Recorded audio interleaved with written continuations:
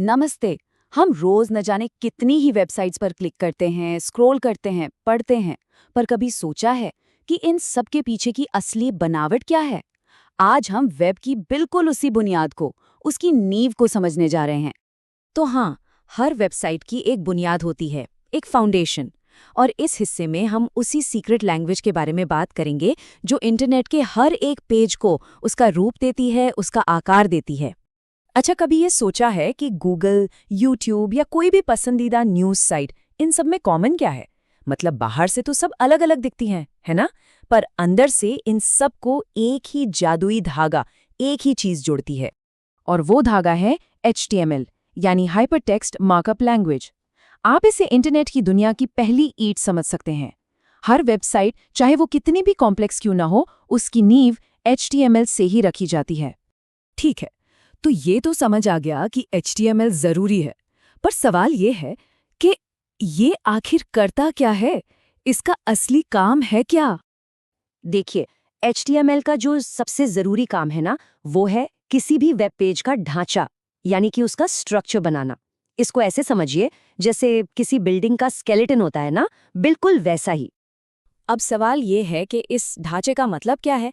तो इसका सीधा सा मतलब है पेज पर दिखने वाली हर मेन चीज़। जैसे कि जो सबसे ऊपर बड़ी सी हेडिंग दिखती है, फिर उसके नीचे का पैराग्राफ, पेज पर जो तस्वीरें लगी होती हैं, और हाँ, जो लिंक्स होती हैं एक पेज से दूसरे पेज पर जाने के लिए, ये सब कुछ HTML ही तय करता है। तो ठीक है, HTML ये ढांचा बनाता है, पर कैसे? वो ब्राउज़र से मतलब कम्युनिकेट कैसे करता है कि उसे क्या दिखाना है? इसका राज छिपा है उसकी अपनी एक खास भाषा में। HTML इस्तेमाल करता है टैग्स का। अब ये टैग्स कुछ और नहीं है, बस इन एंगल ब्रैकेट्स के अंदर लिखे हुए कुछ खास इंस्ट्रक्शंस हैं। वेब ब्राउज़र इन्हीं इंस्ट्रक्शंस को पढ़ता है और समझता है कि उसे पेज पर क्या दिखाना है और कैसे दिखाना है। अच्छा, इसको और अच्छे से समझने के लिए चलिए एक बहुत ही कॉमन चीज़ बनाते हैं जो हर वेबसाइट पर होती ही है, एक क्लिकेबल लिंक।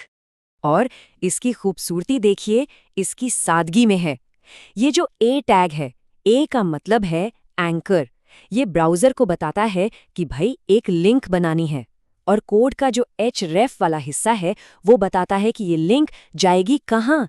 बस इतने से कोड से ओपन गूगल एक क्लिक करने लायक लिंक बन जाता है। लिंक बनाना तो काफ़ी आसान था, है ना? चलिए अब एक स्टेप और आगे बढ़ते हैं। देखते हैं कि किसी वेब पेज पर कोई तस्वीर या इमेज कैसे लगाई जाती है। और यकीन मानिए, ये भी उतना ही आसान है।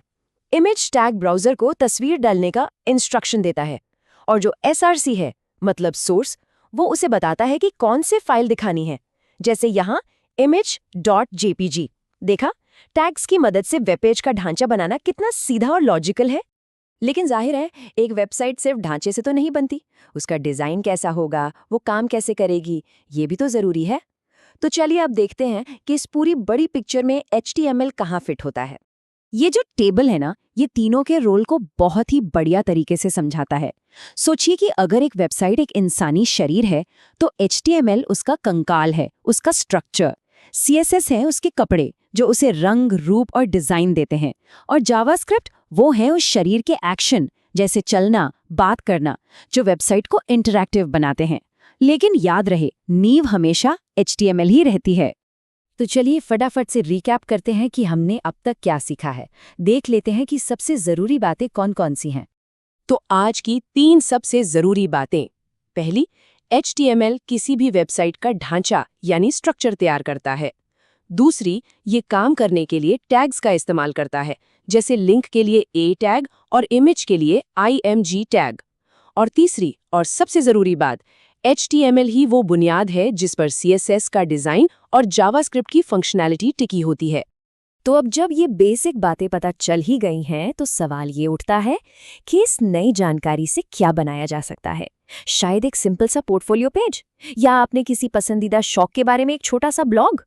सोचने वाली बात है कि पहला HTML प्रोजेक्ट आखिर क्या हो।